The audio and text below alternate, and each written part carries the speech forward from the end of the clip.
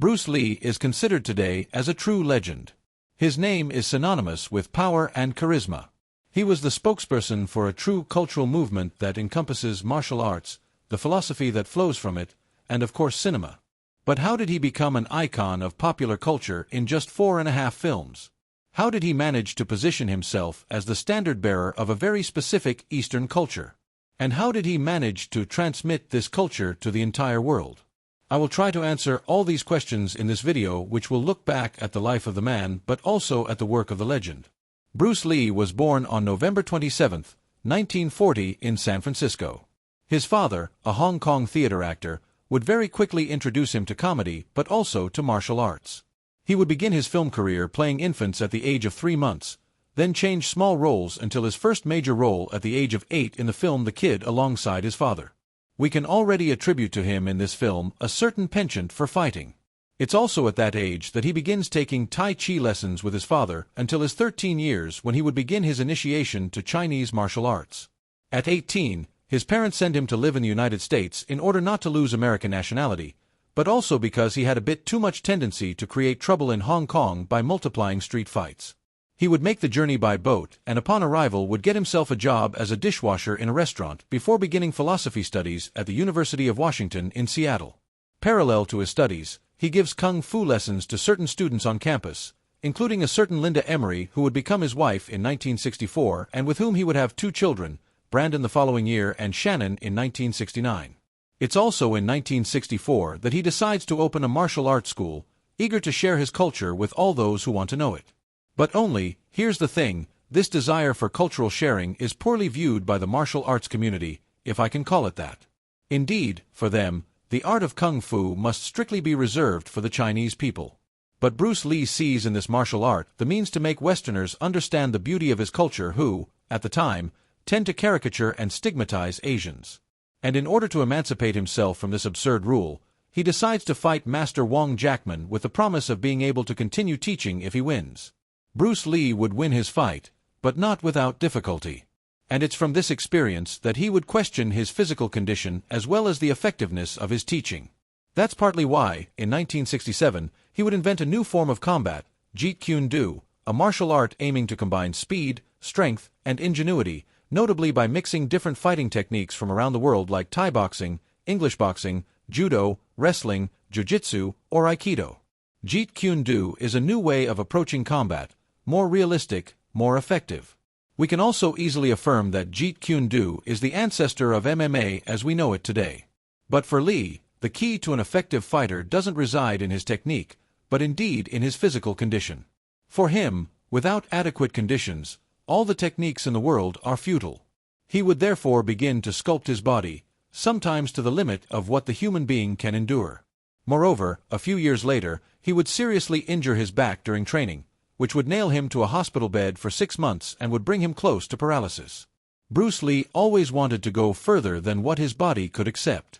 And for fear of no longer being the best, of appearing weak, he would train 6 days out of 7, sometimes 4 to 5 hours in a row for years. At the end of his life, he would weigh only 55 kilos. We can moreover realize this during the introduction scene of Enter the Dragon, which was shot a few months before his death. This would moreover be the last scene shot by the little dragon. But let's go back to the year 64, which was a decisive year in the life and career of the actor. That year, Bruce Lee would one day do a kung fu demonstration in Long Beach, California, a demonstration that would prove decisive. Indeed, it's this performance that producer William Dozier would discover. And it's this latter that would allow Bruce Lee to get a casting for a series that would ultimately never see the light of day, but which would nevertheless allow him to get a secondary role in the series The Green Hornet. I'll let you admire a short excerpt from this casting where Bruce appears all dressed in charisma. It's difficult to show alone, but I'll try to do my best. Yes, it's okay. There's the finger strike. There's the finger strike. There's the finger strike. And then, no. Of course, they use feet. Straight to the groin. Everything comes.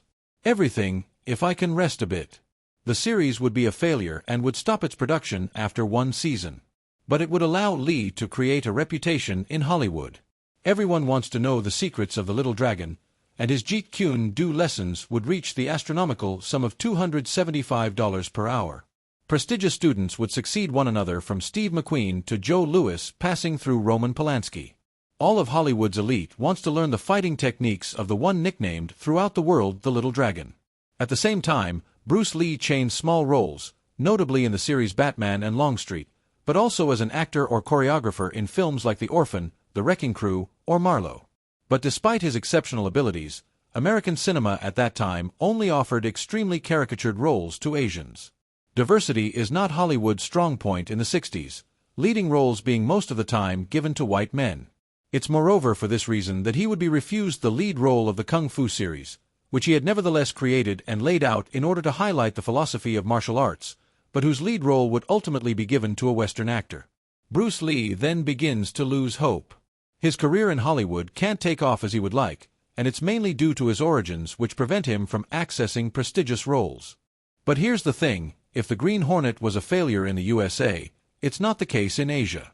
The Chinese people discover Bruce Lee's exceptional abilities and he becomes so popular that he would be approached by producer Raymond Chow in order to be offered the lead role of a 100% Hong Kong production, The Big Boss. Released in October 1971 in Hong Kong and in May 1973 in France, The Big Boss is the film that would propel Bruce Lee to star status. It tells how a Hong Kong native landing in Thailand would have to investigate a series of murders involving his employer and his work colleagues. It's one of the first films to highlight martial arts in a realistic way. And although it's at the origin of the Bruce Lee myth, let's not lie to ourselves, it's clearly not his best film. It's even probably the worst. This social drama fails to reach the dramatic heights it undoubtedly set for itself. The staging, the dialogues, the visual effects, all this has aged extremely badly and is more cheesy than anything else. And if you don't believe me, look at this superb orange blood and this beautiful Tex Avery-style stunt. Now, this is what will define Bruce Lee's cinema, which will always position itself between the grotesque and the epic. Grotesque in the ultra-Manichaean and not very researched scenarios, and epic in the quasi-divine presence of the actor. The main problem with these films is that they are more in the service of Bruce Lee than the reverse. All these projects in which he took part only revolve around his person alone. He's the project, he's the main interest. His filmography is only a pretext to highlight his exceptional physical abilities and his unwavering charisma. From there to saying that he's the first action hero in cinema history, there's only one step. It's therefore Bruce Lee's presence that saves the Big Boss. He enjoys such an imposing charisma that we only see him. And when after an hour he finally decides to go into action, there everything becomes obvious. What he does is unique, his way of moving, his blows, his cries. You've undoubtedly already seen or heard this in other films. But it's here that everything began. The film is relatively violent for the time, to the point that it was banned for those under 18 during its release in French theaters. Indeed, in the film, Bruce Lee fights to kill and he kills violently. But this excessive violence won't prevent The Big Boss from being a commercial success in China, which would allow Bruce Lee to be able to follow up with a second film, Fist of Fury. Fist of Fury, released in 1972, is already much more worked on and ambitious than The Big Boss. Some flaws are still felt in the scenario, but it's already much more impactful. It tells one of the versions of the death of the legendary master Hua Yuanjia, who was one of the pioneers in the emergence of Kung Fu. He dies in 1910, and the circumstances of this death remain still controversial. Like a certain Bruce Lee, moreover, who plays here the favorite disciple of this martial arts master, and who tries to elucidate the reasons for his death, whose cause will little by little make him enter into a vendetta that will lead him to an ultimate rage. Through his editing, Lo Wei, the director, honors Bruce Lee's choreographies, which reach here a level still unmatched today. Lee wields his body like a weapon of mass destruction. His execution speed is inhuman, to the point that he can chain 8 kicks in less than 6 seconds. Never seen before. Moreover, this multi-person fight in the Japanese dojo would enormously influence action cinema of the 80s, 90s, and also 2000s. Notably in Kill Bill by Quentin Tarantino, who goes so far as to take up a whole part of the choreography and the famous Bruce Lee outfit in Game of Death. It's also there that we can see Bruce Lee using nunchaku for the first time, a weapon that he managed to make universal throughout the world and which he wields with disconcerting ease. Let's be honest, we've all already tried to imitate him and we all ended up with a bruise on our forehead. The 2 final fights are also totally innovative, but I have my little preference for the fight against Robert Baker, a disciple of Bruce Lee in life, a fight where we can moreover notice through Baker's technique identical to Lee's, the speed and ease minus of course. A fight staged in more than honorable fashion, the slow silences between two blows, the eye games, the absence of music offer the scene and atmosphere both captivating and heavy. Despair and rage will mount crescendo in the character played by Bruce Lee. He will show himself increasingly merciless as the discriminations he will undergo increase. Because that's exactly what Lee defends in this film and will defend until the end of his life. A culture that many despise because many ignore it. And Bruce Lee would suffer more than once from racial discrimination. That's why he will devote his life to making this culture known to the entire world. He will carry on his shoulders a lone Hong Kong cinema and will propel it to heights. Even if, unfortunately, he could never become aware of it. The film ends on an ultimate exhilarating scene. Bruce Lee's character rushing straight toward death, without fear, without regret. The camera freezing the character in an ultimate warrior posture. Magnificent. It's in Fist of Fury that we realize to what extent Bruce Lee has left his mark on the seventh art and the way to approach it. He's the precursor of enormously many processes that we still see in certain current films. But it won't stop there because with his next film, he will again push his art to the limit of perfection. Also released in 1972, Way of the Dragon is for many Bruce Lee's best film.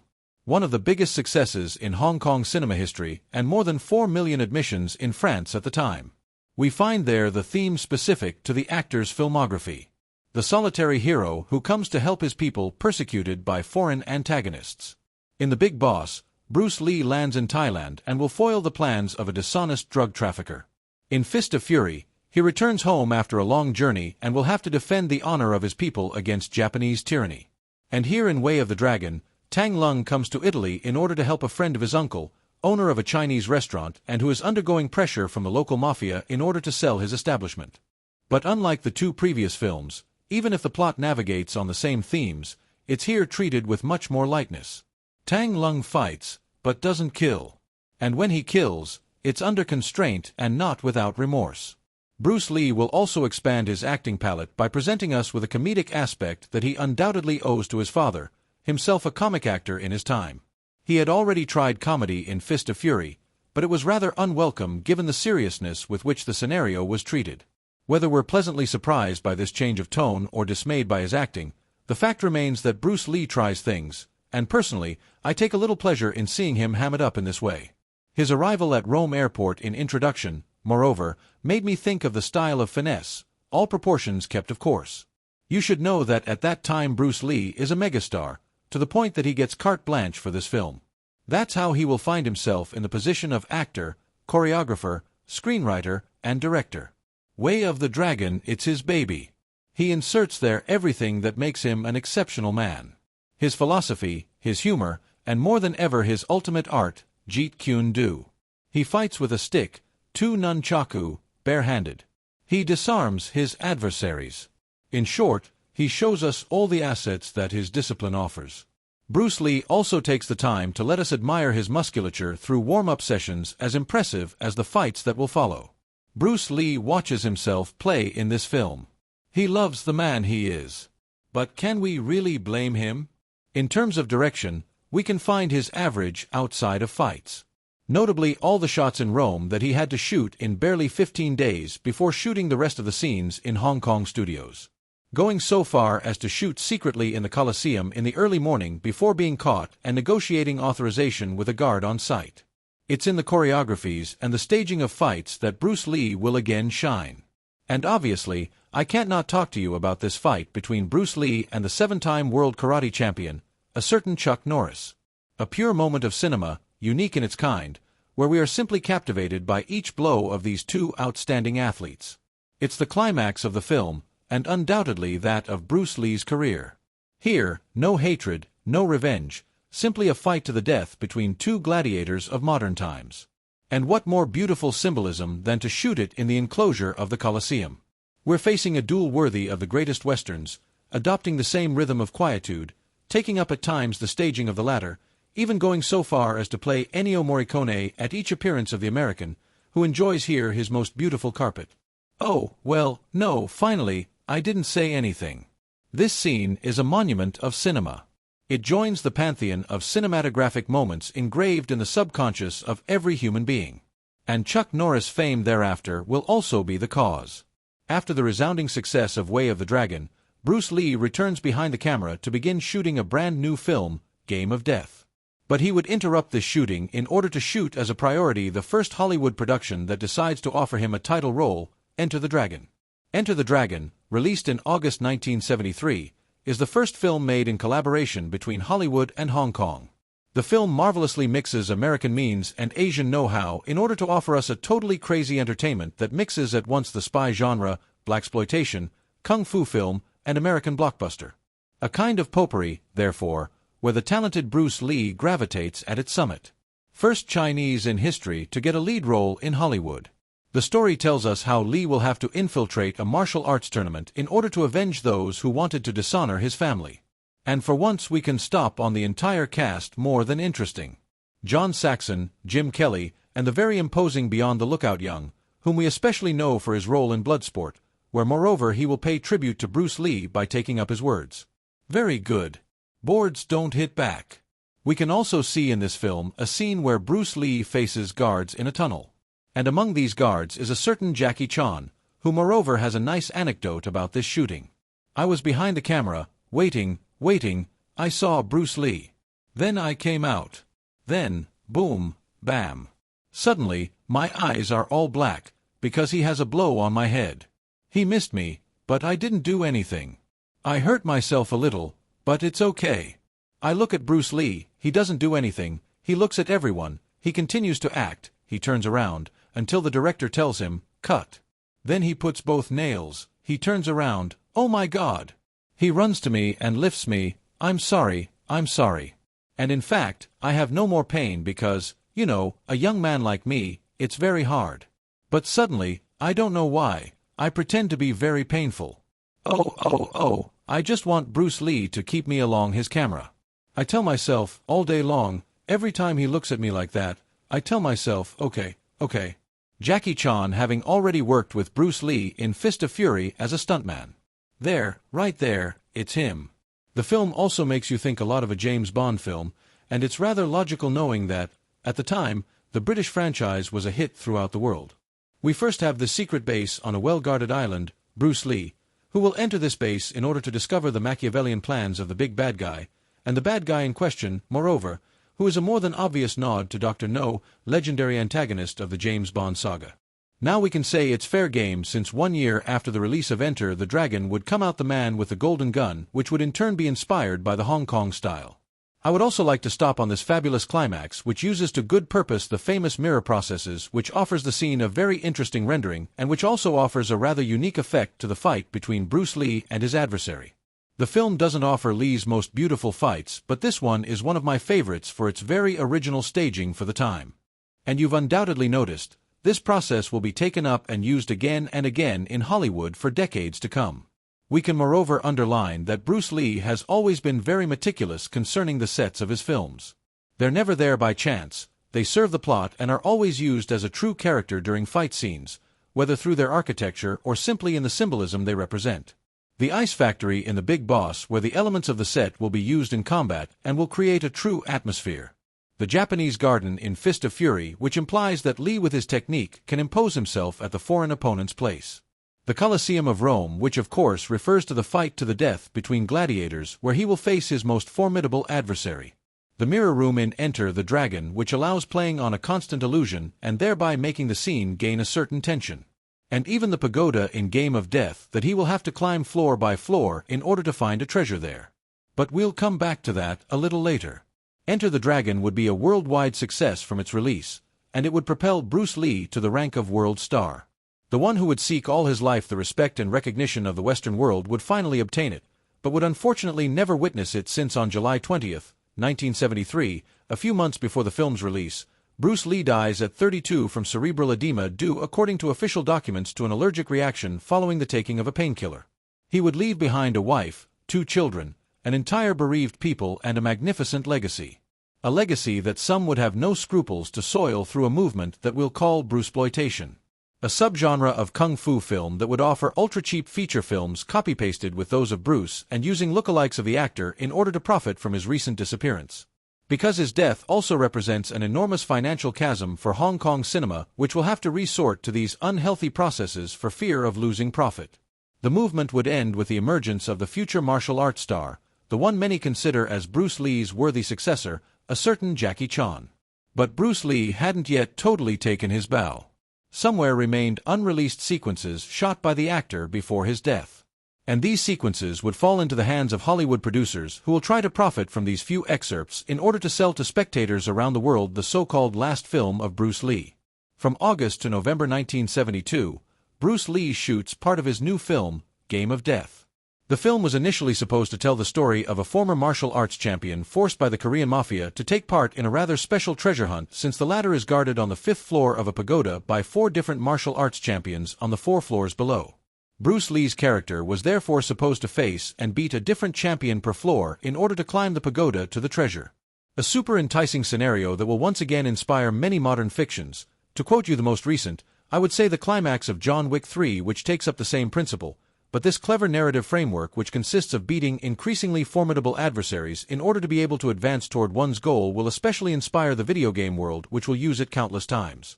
Unfortunately, Bruce Lee's premature death would prevent this project from seeing the light of day. It would be necessary to wait years for fans around the world to be able to see their hero in action one last time.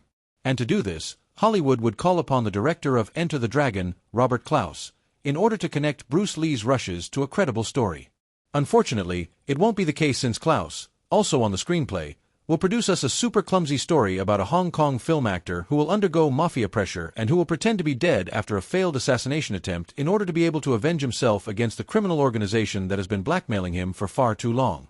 So yes, the scenario itself holds up. But the problem here is the process.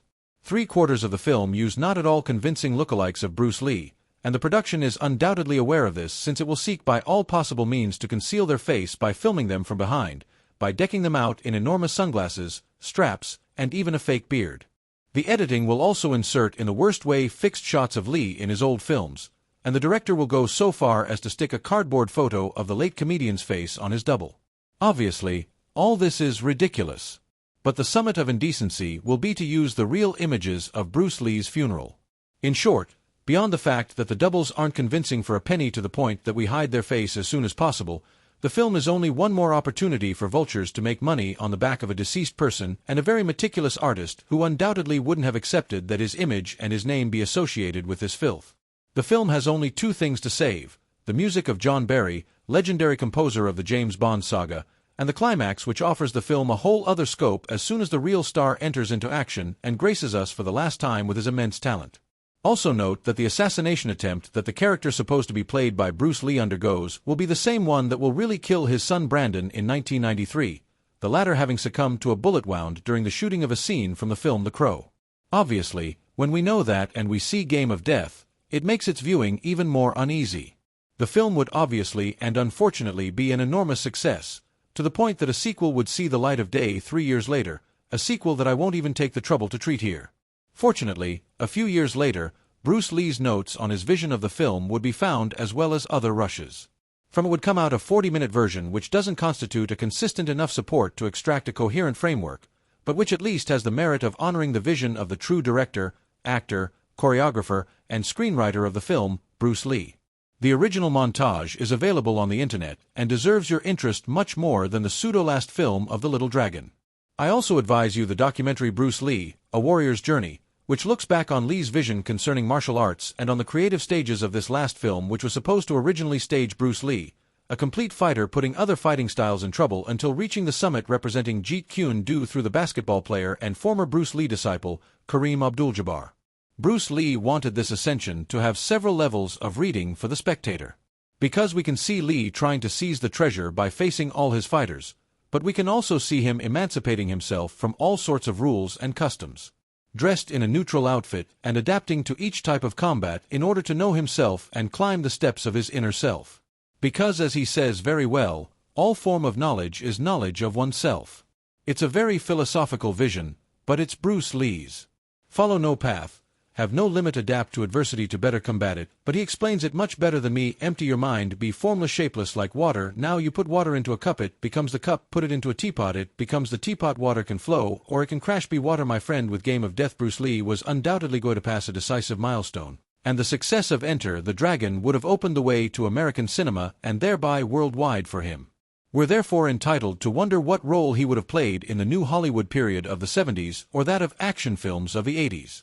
Unfortunately, no one will ever know, and that's also why Bruce Lee is so legendary.